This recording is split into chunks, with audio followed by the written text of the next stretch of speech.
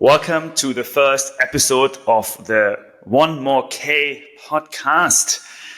Hey Ned, how are you doing? Marcus, honestly, yes, let's do this. You know, I was once told the hardest step is the first step. And once you do that, every step you take sends you in a certain direction. So we're going to find out which direction we're going. Very true. I was thinking about how we got around to all of this, to this new project of us. And I went back to our trail runs in Singapore. Both of us are passionate trail runners. You are becoming a legend in Singapore, Ned. And we have circled around the McRitchie Reservoir so many times. It's been great.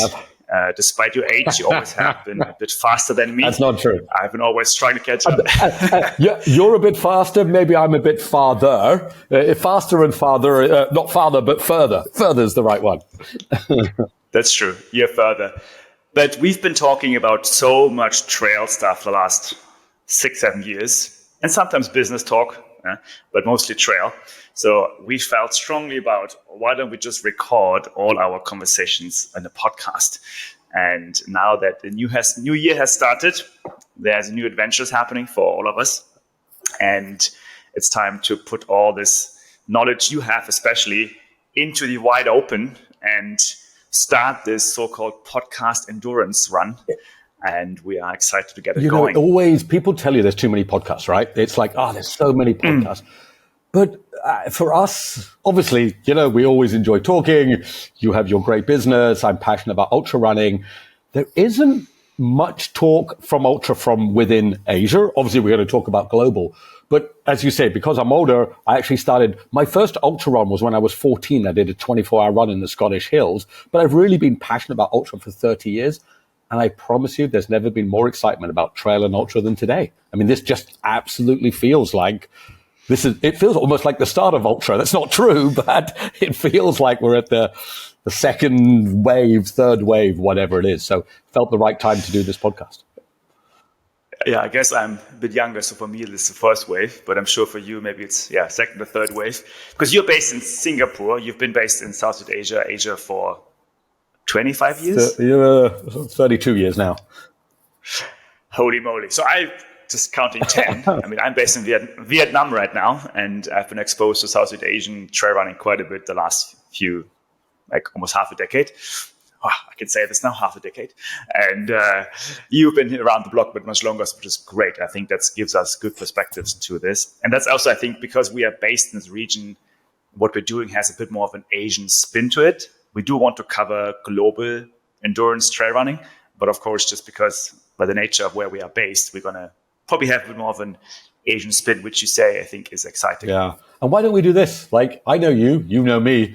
But our listeners, I think we've told them we're going to talk about trail, ultra. We'll probably get into some other endurance stuff, but it's trail and ultra. But why don't we tell them who we are so at least they know. Some people might see us on video, but if you're listening, who is us? Marcus, why don't you go first, man? Well, you might have guessed by now, I have a German accent, so I happen to be German engineer. But most of my life, I've been building businesses, first in tech. So I've been doing some tech stuff in London and had great time there with clean tech and some children tech. And then moved to Singapore, where I met you, Ned. And we both spent a bit of time in fintech. And I was more on the investment side. So I spent time running early stage investment funds into fintech. Very different to what we're doing right now, but exciting enough to get to know the region of Singapore, Vietnam, Thailand, and so on. And then the last 4 years, or actually 4 years ago, I decided to spend more time in Vietnam, given that I wanted to prepare myself for the 100K races I was doing and multi-day and multi-stage races. So I packed my bags, left the island of Singapore and moved to the highlands of Vietnam to get to know what's going on here and have better climate as well, to be honest, a bit more European climate here in Vietnam in certain parts. Yeah, and then from a long training runs, I started a company that is focused on nutrition for endurance sports, which is called Lecka. And so I've been based here and I've been really enjoying to build up the company in the last few years now. That is a good summary, but is this true? You are the only German ultra runner running a nutrition brand in Vietnam. In Asia. What? Yeah. For now.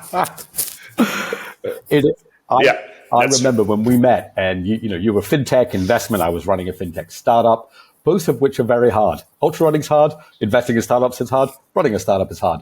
But you told me you were going to go to Vietnam and had this kind of idea of a nutrition energy brand. I was like, all right, this dude's crazy, but you know what? I'm going to cheer him on because it would be cool. So you've been a great supporter. And it was almost natural to kind of do something together. And now we're even doing more together. It's amazing. But yeah, what's your story, Ned? Yeah, well, look, I'm 56, so getting on a bit, half century. But, I'm not a big fan of getting worried about age. So grew up in Scotland, self-sufficient mainly. So we lived in a little house in the countryside, caught our own food. And the basis of my endurance is that I walked 2 miles to school a day and 2 miles home, so 4 miles a day from the age of 4, which I didn't think anything of. It just felt normal, but I think that was good base. And moved to Asia 32 years ago and have been in sales ever since, selling mainly financial stuff, online trading, equities. And then after a really good long career at the age of 48, I saw all these kids doing fintech. I'm like, how hard can that be? And they found out it was really, really, really hard. But, what doesn't kill you, or, all of that. It was an ultra and a half. Didn't quite make it to the end, but we got close, man. But throughout all of that, I think maybe from growing up in the countryside of Scotland, walking to school, catching food, I did a 24-hour ultra race when I was 14 in the Scottish Hills. And I just did it because some friends asked. And, when friends ask you to do things when you're a kid, you want to join in. And I just thought, oh, this is cool. And I didn't do much more of that until I was 28 in Hong Kong. And for you listeners who are in Asia, you'll know that Hong Kong holds probably, I'm going to say, one of Asia's most iconic endurance ultra trail races called the Mackerel House or the Trail Walker, which is 100K, unusually teams of 4. So quite an unusual format.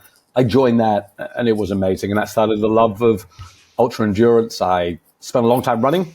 Tried to break 3 hours in the marathon, got a 3:02, which brought some tears to my eyes. Didn't quite get there. Spent like 6 years in Ironman with a dream of going to Kona. Qualified and went to Kona, which was, it was great, but, to be honest, a bit more bragging than anything else. And it was just another race. And certainly since the age of 50, I've always loved ultra and trail and always done some longer stuff. Really got back into it in the last few years. Super passionate.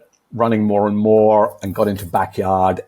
And I love it all. I read every history book on ultra. I'm sure in this pod, we're going to talk about the pedestrianism of the 1880s through to Janos Kouros, the great, who settled to today, and to the iconic moment when Courtney was mobbed at the UTMB like it was the Tour de France.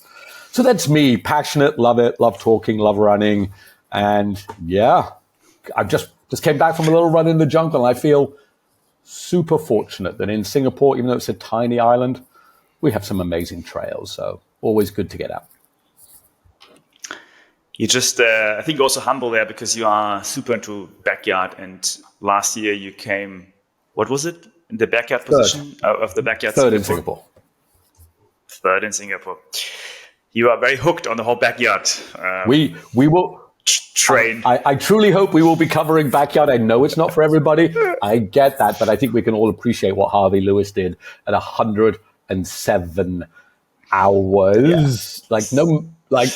Just mind-numbing. I'm sure we're going to talk about Lazarus Lake. I'm going to ask Laz to be on the show. I'm going to tell you, listeners, keep listening, because one day we're getting Laz, the great man, to talk about life and running. This is, we have a lot to cover.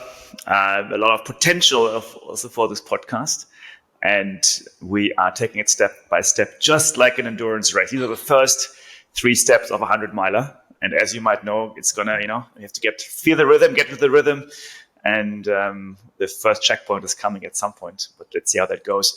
But like any other trail run, let's plan out a bit and let's predict a bit what's going to happen this year. I'm so curious to hear from you what you think is going to happen this year in the world of trail running. And we have, of course, some data from last year, and we have a lot of big events. You already mentioned UTMB, where there's also some drama happening. We will cover it later. But let's dig into the athletes first. Like, who do you think this year on the female side is going to rule and be the queen of trail running, whether it's globally or in Asia? I'm very curious to hear your thoughts. And so I'm not going to go for one. I do have some individuals. And I don't know if this will be a popular view, but I'm always a believer in you say your view. Money is changing our sport. We used to race for belt buckles. So for anybody who knows of the Western states, you get a belt buckle. Hard rock, there's no money. And it's great. Look, this is the reality of sport, right? It gets popular. We cannot deny now that trail running, while still a niche, is no longer the niche it was. You know, I was watching, as I told you, Mark, I was watching TV, and the Ford advert used a trail runner to show what was aspirational. With money, here's what I think happens. It's the breakout college stars. It's the breakout African runners. Let's think about this. Let's say you're a 2:07 marathoner in Kenya. You're not even top 50. 2:07 is not doing it anymore. You're not making money running a 2:0. Maybe if you are American or from the UK, you're top. But let's say you're in Africa and you're running 2:07. You'll make a little bit. I would say these runners never came to trail before because there was no money. But there is. And if you recently saw one of the great records ever, the Pikes Peak Marathon, the Ascent had a record from 1990 by Matt Carpenter. It wasn't broken. It was just broken the other day by a French guy. But the two behind, two African runners. So I would say on the female side, we're going to see, and I can't remember her name right now. I'll figure it in a minute. There's breakout college stars. There are college stars coming in the US and Africa who are just off professional in track, half marathon, full marathon.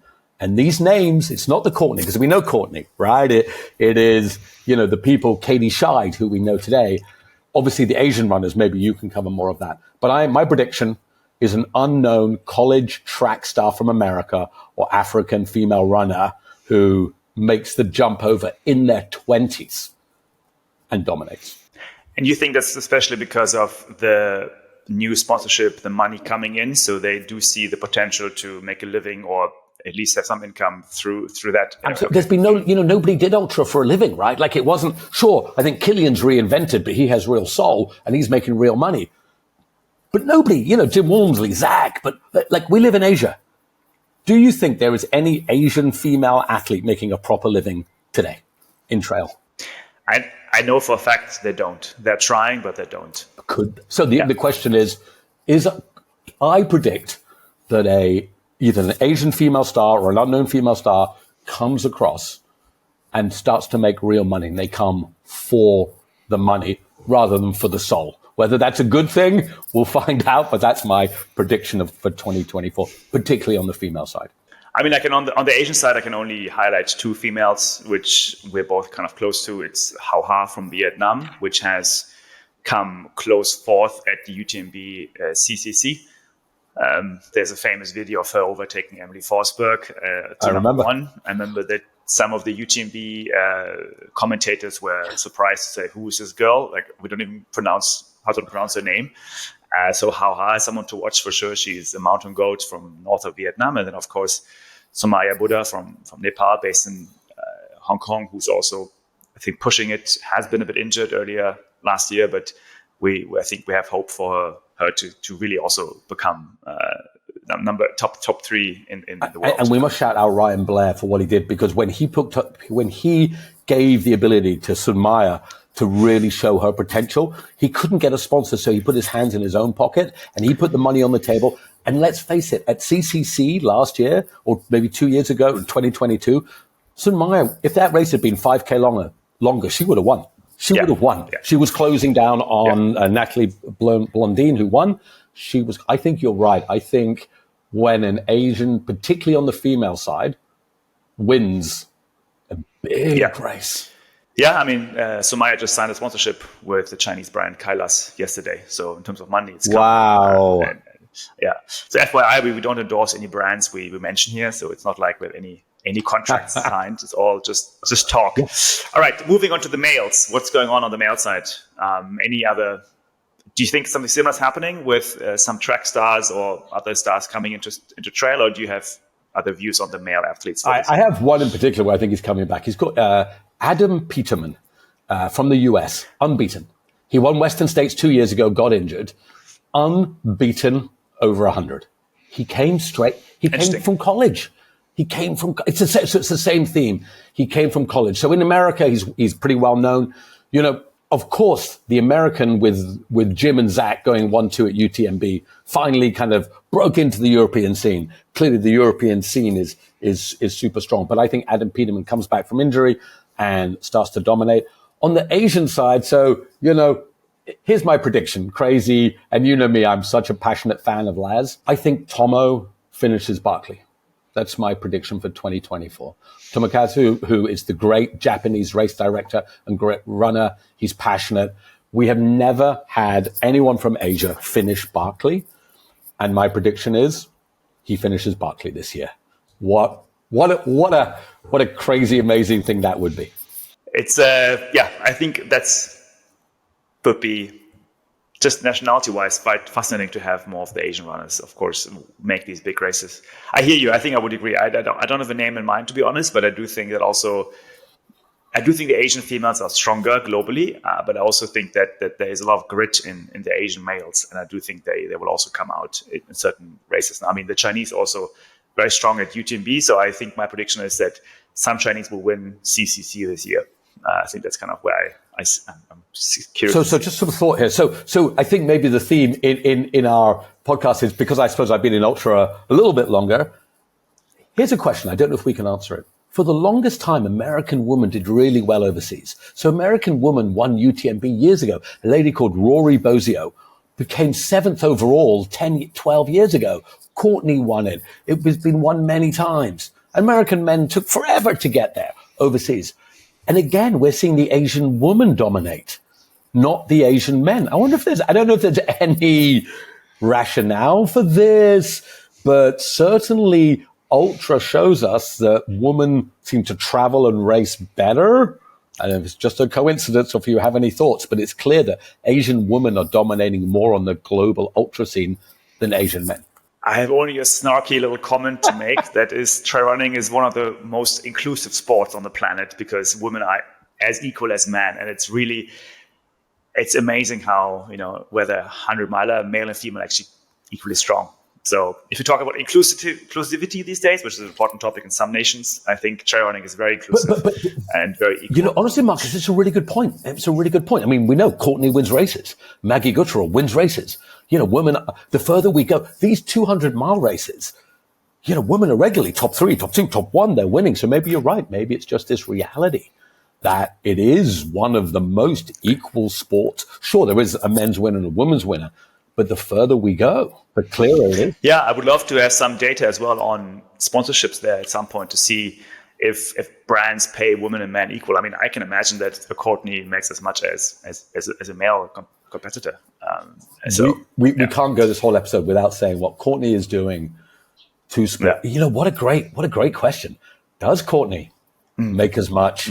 Well, maybe not as Killian. That might not be a fair comparison because Killian has transcended. But are the top women, and you know, Courtney, I think, would raise the bar for everybody. So do the people right next door, Katie Scheid, Natalie Blondin, the other ladies who are doing it, you know, and what is the step down? You just mentioned that St. Maya got sponsorship, but we don't know, but we're going to assume it's lower, but at least it's rising. So the rising tide. Great question. Maybe a good prediction that the sponsorships will be equal. Yes, that's correct. Let's find out throughout this year. Next prediction for this year, I have talking about UTMB, and there's always a big thing about which nationality wins UTMB. We all know people carry the flags into the finish line. Which nationality do you think will win the 100-mile this year at UTMB? What's your prediction? Which nationality? Well, I don't think Jim's doing it. I know Zach's not doing it. So I think the American men will suffer. I think Francois Dane comes back, and I think France reclaims it. That would be my prediction. I think Francois, I follow him on Strava. He's doing all the right things he's doing. He's been injured. I think Francois comes back and shows that maybe he is the greatest at 100 miles. Killian's the greatest mountain athlete, but over 100 miles, I think Francois wins. And you? Yeah, I would also predict a French. I think also a French will will come back. I think they want to show the Americans what they got. 100%. And not just good wine they have. So what's your prediction on how many loops will happen this year at the backyard? Oh my God, and you told us we only had an hour for this podcast. I could talk about this for the rest of my life. Harvey did something. I'm going to assume that everyone who listens to this knows what backyard is. And I'm going to assume most of you know that Harvey did 107 loops in one of the greatest races of all time. And whether you watched it or not, I hope you watched a little bit. Backyard has an ability to capture imagination because you can pop in every hour. And it started on Sunday and it finished on Thursday. Harvey said he could have gone on through the night. So through the day, excuse me. They finished at sunrise, 107 loops, right? Harvey looked good. I think Harvey can get into the fifth, finish the 4.5 fifth day, start to get into the 6th day. I think we're going over 120 because I think once they get into the 110s, 12s, the lure of entering the 6th day, 5 complete days. So 5 times 24 is 120. And remember, Biggs is a very hard course. The night loop is hilly, 384 feet of elevation gain on each loop, whereas the road is a little flatter. I think we're going into the 6th day. Here's the real question, Marcus. Can we go a week? It's possible. I don't think this year, though. I predict sub 100 loops. I think we're going to have, I pick a number, 96. I think that's a good number. You mean just the Biggs or best overall for the whole year?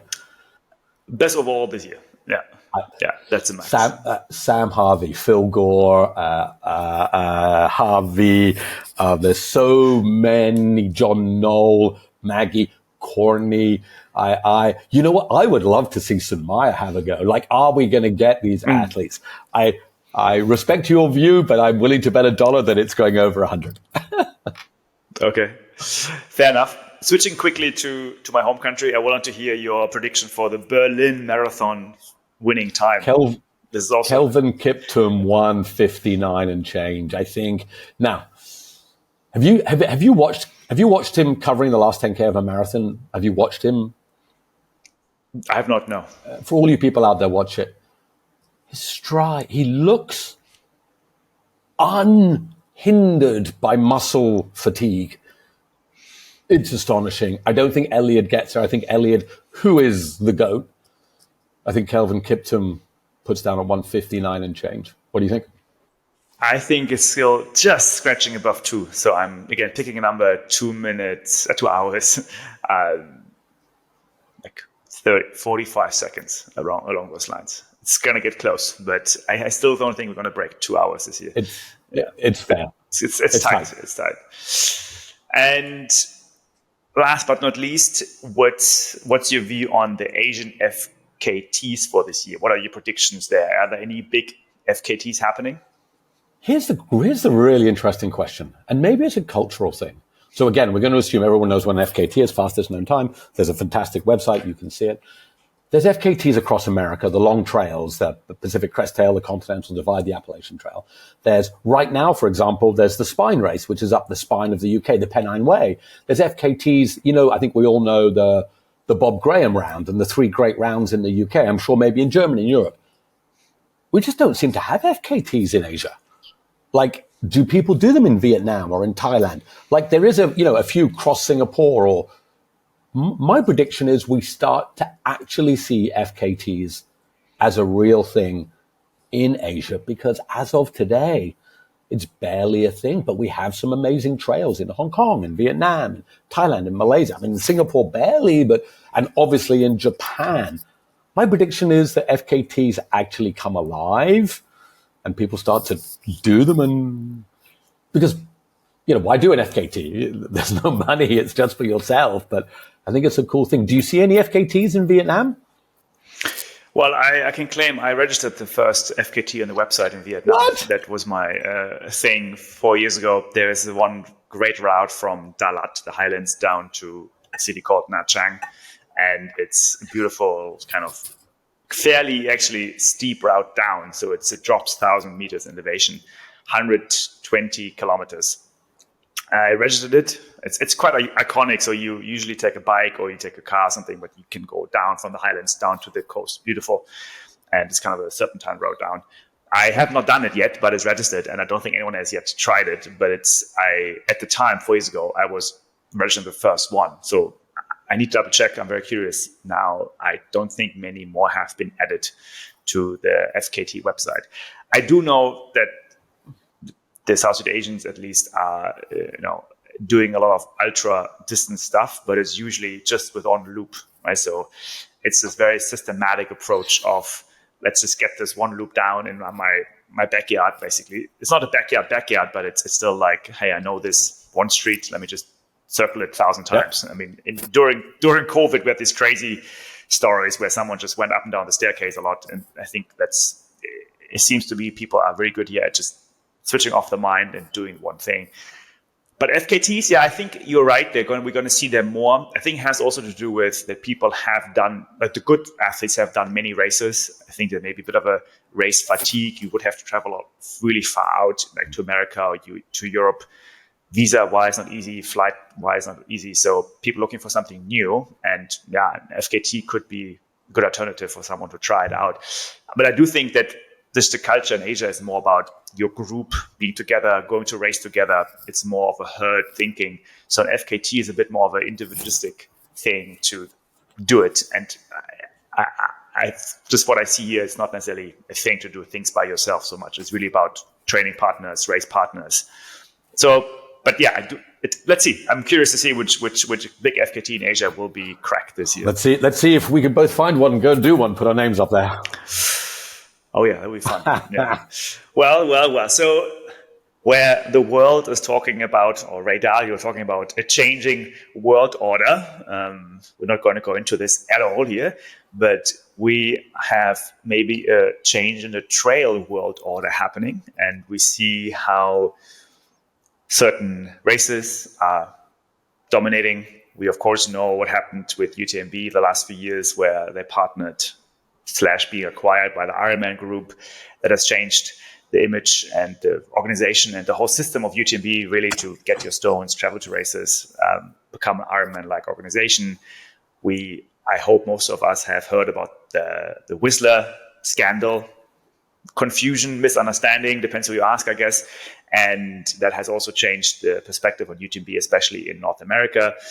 So what's happening, Ned? And what do you think is the rhythm for the trail world this year that we're going to see? Growing pains, Remember when you were a teenager and you had angst, right? And didn't quite know what to do. Trails, even though maybe not on this show, but we'll do history one day because, trail's been around a long time. But I think right now we are facing this. It's money's great. Everyone needs money. But when money comes into a sport that didn't have it, and particularly, Ironman, I spent 10 years in Ironman, and when Ironman got taken over by private equity, we all grumbled as well, right? Prices doubled. Races became more about just, in the sausage machine. Get athletes in, get them out, the one and dones, right? It was quite famous. Do one, get an Ironman tattoo, and you didn't know who, Mark Allen or Dave Scott or Chris McCormack or the greats were, or Natasha Badman. And that Ironman, it's lost a lot of love. And so when Ironman came to Ultra, there was already this kind of uneasy feeling in your tummy, and it didn't take much. Probably the whole Gary Robbins Whistler thing, it's blown out of proportion because people already give the benefit of the doubt away from Ironman. I'm sure they're good people. They go home and they, just doing their best. Unfortunately, there's money in trail now, and Ironman has not shown to have the best reputation when it comes to athlete care or money care. Money. Athletes. Hey, look, but we all got to run a business, right? So I do think, here's the interesting thing. Will pro athletes not go to UTMB? I think it's hard, man. Like, you got to make a living, right? That's what they said. Jim Walmsley put on his Strava when the whole Gary thing went down. He put on his Strava, so what to race next year? ? Now, that's Jim. I mean, he won it. I think it's growing pains. I think trail just does become Ironman. I think there's enough people who are just getting into trail. I think it becomes Ironman, and I think it becomes a money sport, and that's kind of sad, but I don't think we can stop it. Do you think that's going to bring out new dynamics in this world? Like, are there alternatives popping up? Is this a call back to the roots? Because I believe everything that goes to one extreme also brings out another extreme.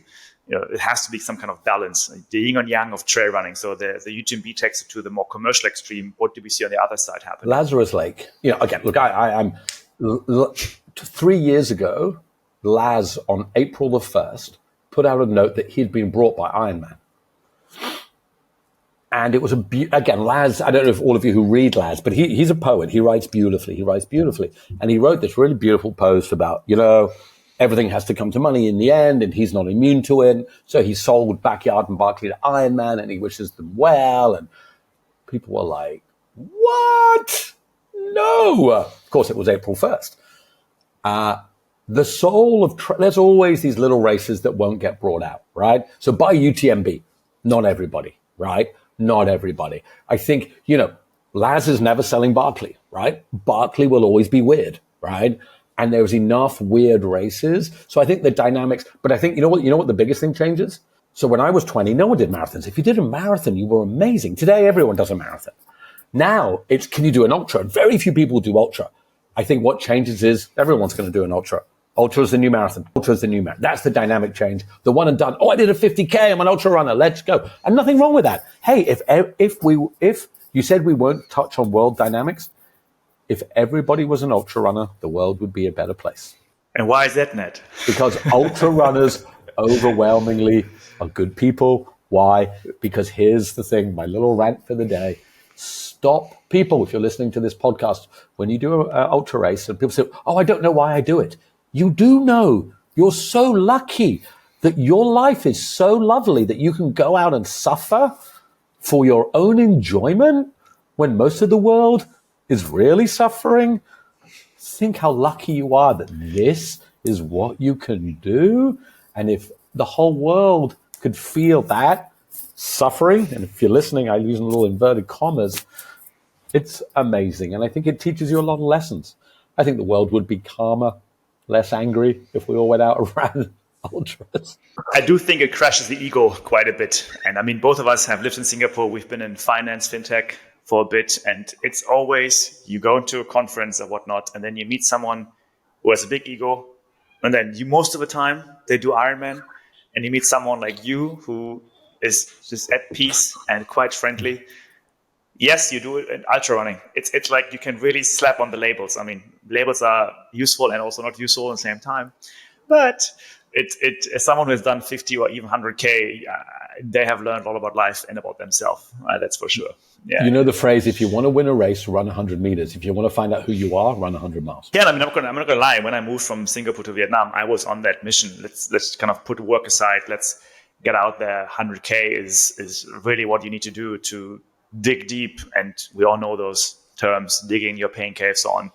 But you come out as a new person. And I think where some people go to Burning Man, I say go to 100K and you have an equal experience after 100K than after Burning Man. Right? So yeah, it's a simple, but no drugs involved. That's great. The drugs is endorphins and cortisol and other things. I think that's naturally induced. It's amazing. In America, there are Burning Man type ultra events where people are running 100Ks, may or may not be taking some substances, but they're running hundreds of Ks, hundreds of miles in the desert.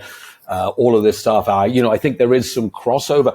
So I used to surf and skate, and I think the subculture, I think trail fits into the subculture. And I think ever since lockdown, subculture is important, finding yourself, having your own time. I think that's where trail comes from, and it comes into the Red Bull, skate, surf, snowboard, a little bit of rebel type thing. And that's the one thing I really hope. Marathon has become super mainstream.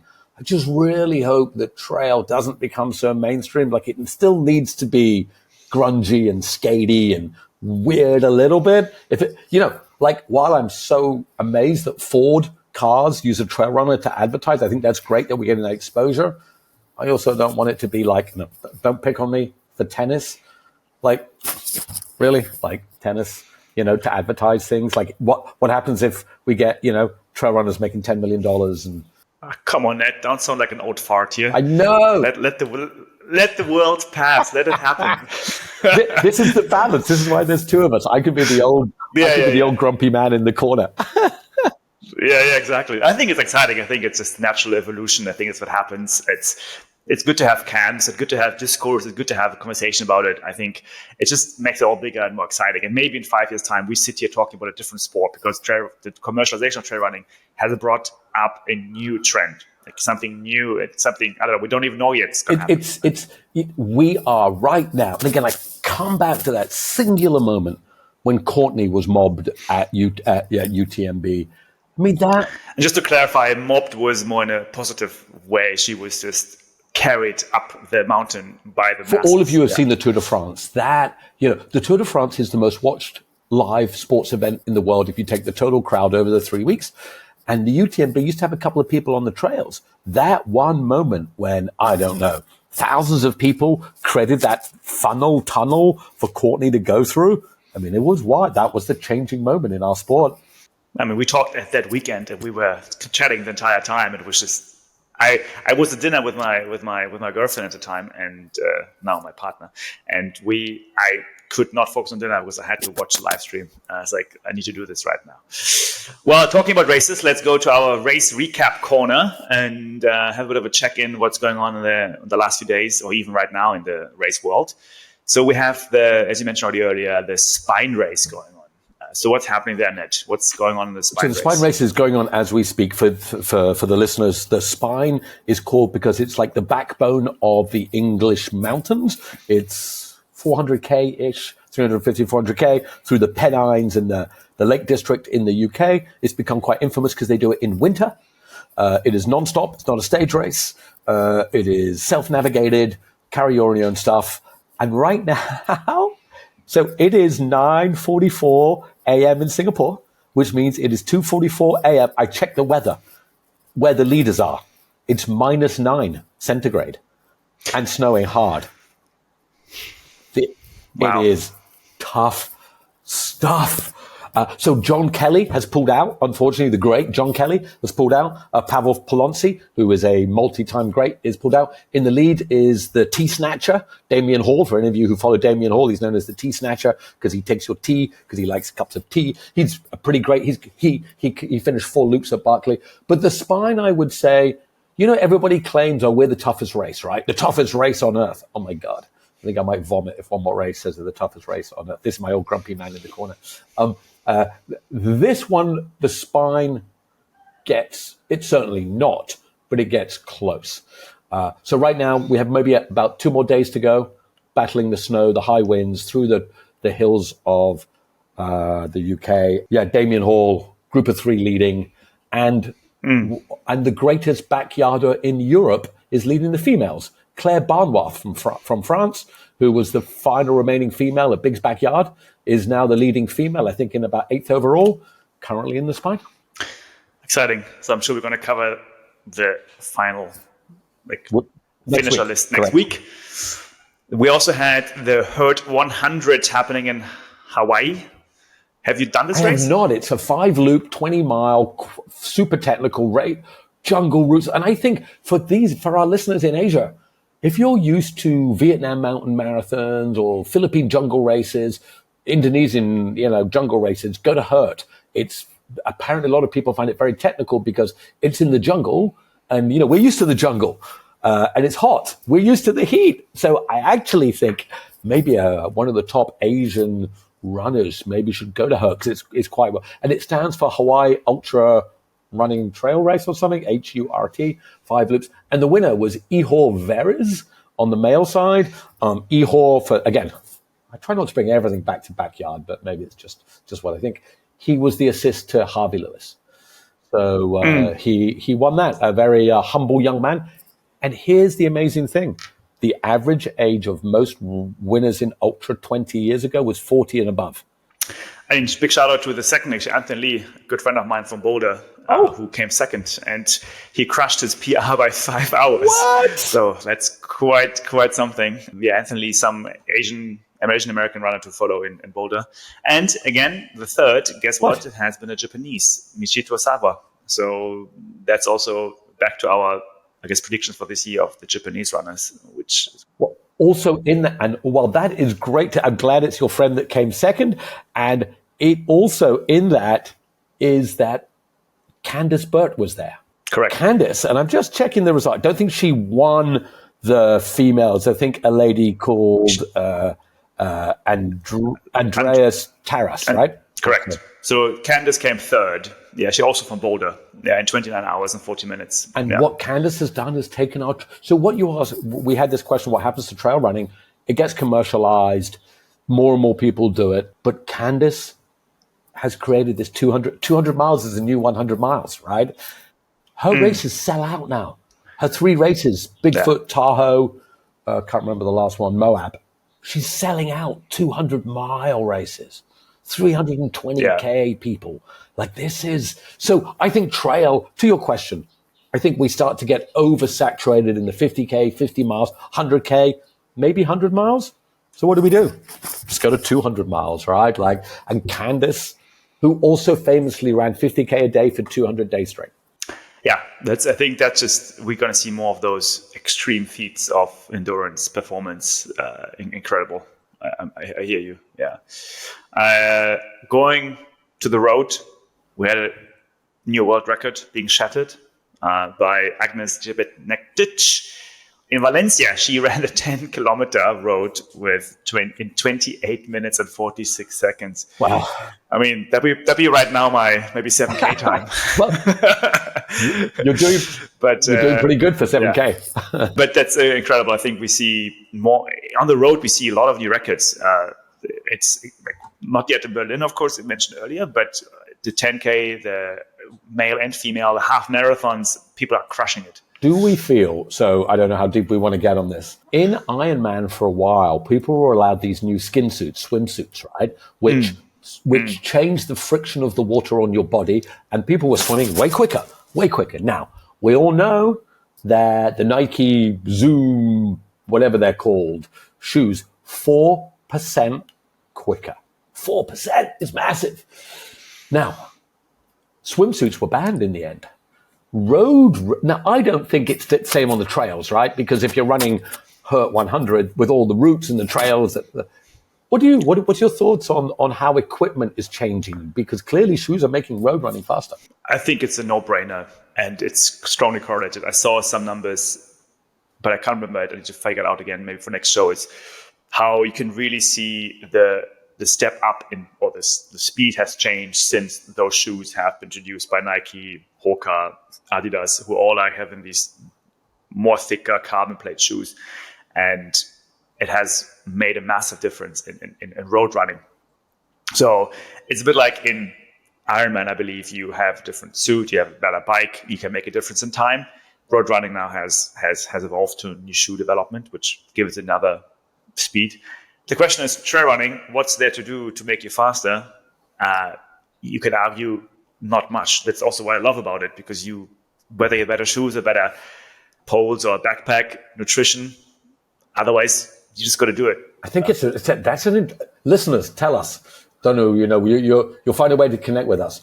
What is it? So I do, road running, the shoes. I was an Ironman. There was all this discussion about drafting and better bikes and, for the longest time, which bars you were allowed and all this type of stuff. And road running, clearly, the shoes are faster, right? Springs in your shoes. It's a good question.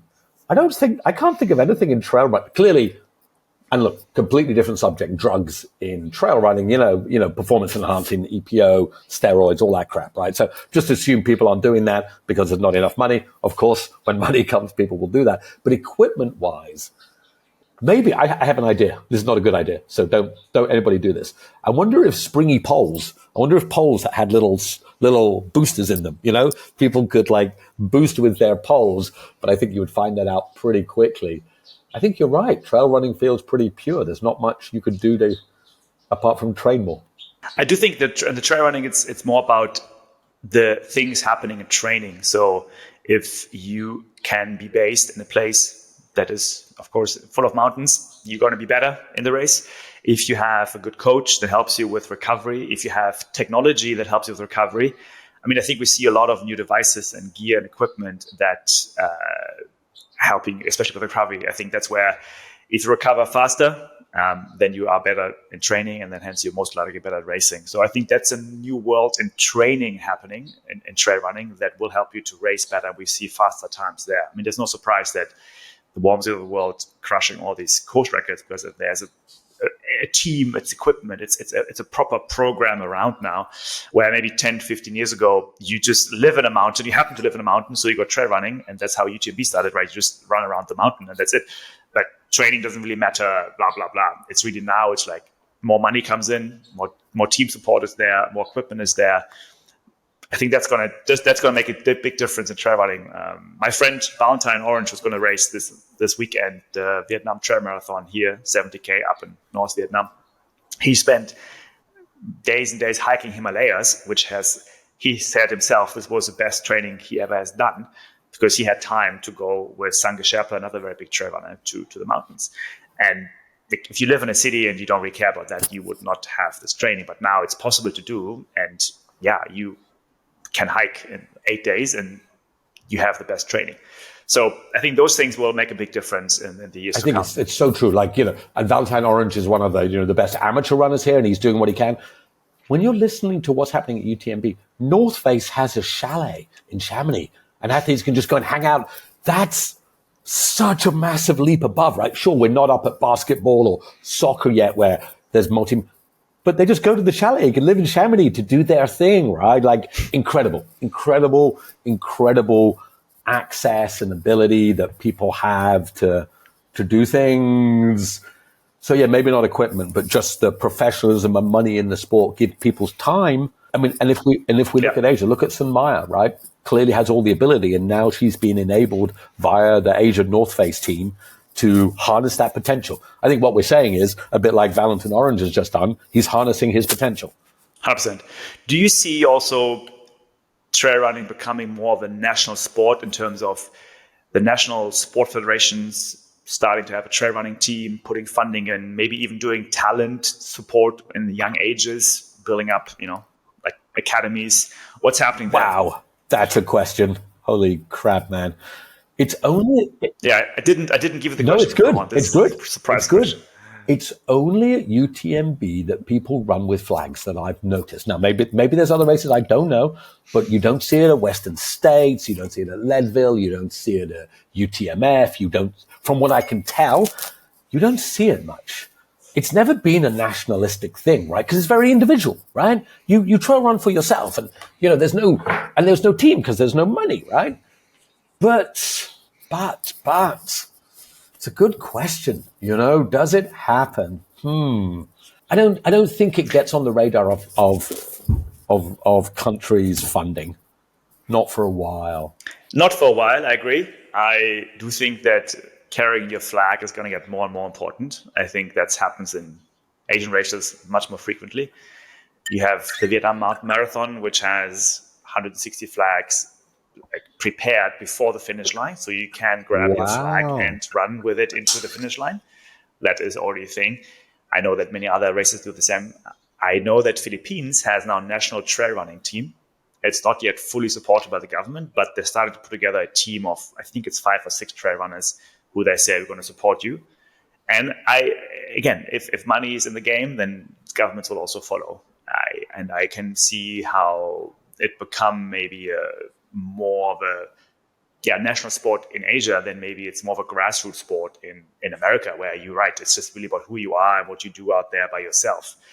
And that's also, I think, a new development where maybe the Asian governments realize, oh, interesting, how can we put our athletes out there as a new sport and build a program? You know what, Marcus? Your surprise questions started something. Maybe we should, because I think the American government's sports funding agency, and I know nothing about this, but I'm just going to say it because I often say stuff about things I know nothing about. But do I think the American government's going to start funding trail runners? No. But it's a really good point. Maybe that's the Asian opportunity. Like if there's a Philippines, like you said, I know you've been following it closely. maybe we can get somebody from the Sports Council in the Philippines to talk about this. Is that our opportunity, that the government start to sponsor? Because you're right. I think I did see some footage from the Vietnam Mountain Marathon last year. People were carrying flags. Maybe that's it. And you're right. When I look at people from Asia going to races, there is quite a nationalistic thing, right? Now, completely different topic. I don't like nationalism. I think we're all humans and we should all love each other as humans. I don't care where you're from. But in ultra, it seems to be done with love, not with other stuff. And so maybe that. Do you think maybe that's the Asian way that for trail running, that there may well be government support here? At least I would encourage it. We all know that Sport SG, Sport Singapore, has put a lot of funding into building up this huge sport hub in Singapore. And if Singapore decides something, we know it comes big times. I can see that other governments might follow. And it will matter of time. I'm hopeful there, and I think that could happen, where maybe the funding doesn't come in yet from corporates so much, starting here and there. But if governments see an opportunity for marketing or like exposure to the world as a, let's say, Vietnam or Singapore or Philippine trail running team, why not? Vietnam, how hard? She came, fourth? Fourth by literally a few minutes or seconds. So she's top in the world. And again, Vietnam's an amazing country. But how many sports is Vietnam vying for top spot in the world? Not many, right? Not many sports, right? And Sunmaya Buddha from Nepal. How many sports is Nepal at the top? And of course, I'm going to throw a little hat in the ring. Here's me not being nationalistic, but, Joshua Toe from Singapore did 72 laps and came 20th in the world in backyard. Like Singapore's, we punch above our weight. It's smaller numbers, but this is it. Maybe we should talk about this more, think about this more, encourage it. Here's the great phrase, Marcus: never doubt that a small group of determined people can change the world. Indeed, it's the only thing that ever has, right? And throwing in something else here as well, which is, we haven't really talked about at this stage, but it's a whole live streaming, live viewing. And that is a huge commercial opportunity. We all know that, at least you and I see it here in our parts of the world, how much phones and live streams are used in Asia. I followed UTMB closely. You and I did closely. The amount of Asians streaming in and commenting was incredible. So again, follow the money where live streaming is a commercial opportunity. And if that's going to just increase where people are watching, and we also know Asia Trail Masters is another event series here in Asia who's live streaming. I saw the numbers. They're really increasing and growing a lot last year. Again, opportunities for corporates and governments to get in, because live streaming is just the media platforms which bring in more viewership, bring in more money, bring in more attention. For any of you who are new to trail running and think what the live streaming that you see at UTMB now is normal, it's not. It's incredible. It's amazing. Watching Zach and Jim come down the hill at the end, the people running after them. I don't know if you watch. There's live stream of 200-mile races, 5-day live streams. They're doing 5-day live streams. Of course, we all know that our phones have changed the world and everything. It's so true, right? And you're right. There's no bigger consumers of live stream than Asia, right? This is where it is. We will consume. It's fascinating. More than anybody else. So it's a good point. I think we're at this point, which is going to be incredible. Yeah. But a lot of races. It is great to see. Yeah. That's even why you and I spent time recording a podcast, because we're so curious and so intrigued by all this inflection point.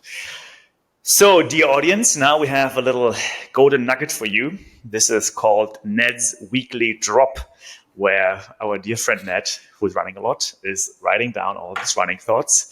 And we will have him read out his weekly drop to us. So why, Ned, why don't you kick it off and wrap up this wonderful first episode with your weekly drop? Thank you, Marcus. I appreciate it. I'm going to do that. I will just give 30 seconds of context. I don't love writing, but when I've done a lot of races, and I used to write after races, and I found a style of writing. Forgive those for everybody who find my sentences too short.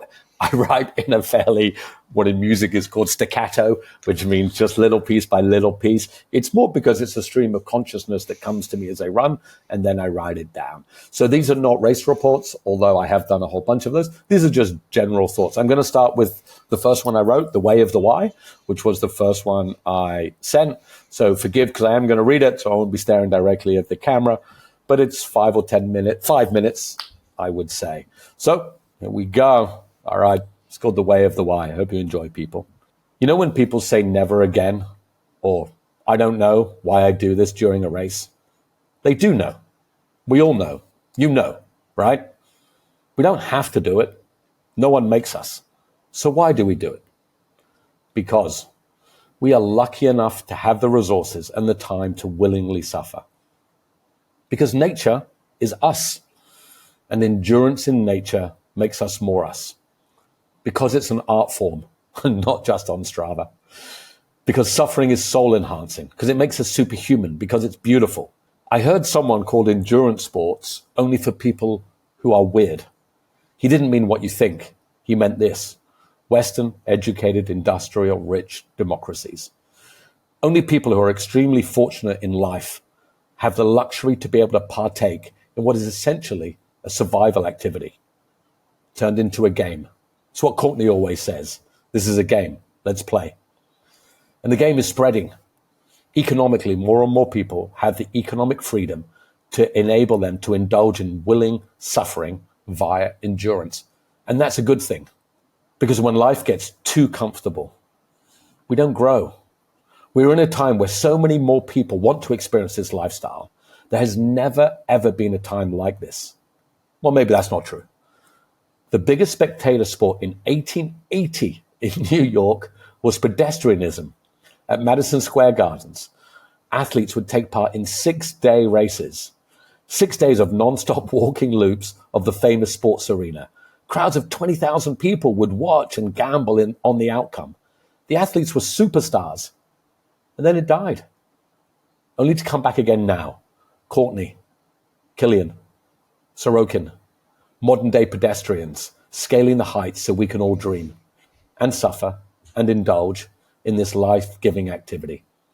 Long may this current wave continue, because as a planet, we'll all get better when we all experience this great joy. So when you are asked why you do this, say, because I'm lucky, because you really are, to be able to do this at this time right now. See you out there. Ned. Thank you, Ned.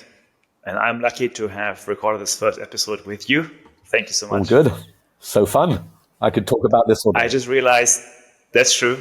We call it One More K because we believe that it's a very important mental approach to a race, or training. One more K. There is a finish line. Just keep it up. Well, it's been a pleasure for the first one.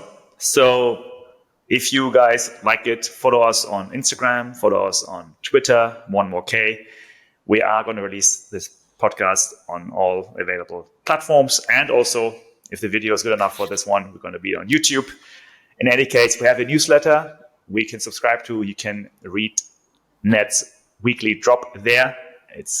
You can subscribe on our website, onemorek.com. And of course, you can listen to the episode also on the website. Any feedback, any ideas, it's always welcome. Again, this is the first step on a very long mountain race, endurance race. But it's been fun. Thank you, Ned. It's been so fun. Thank you, man. Thank you. See you next week.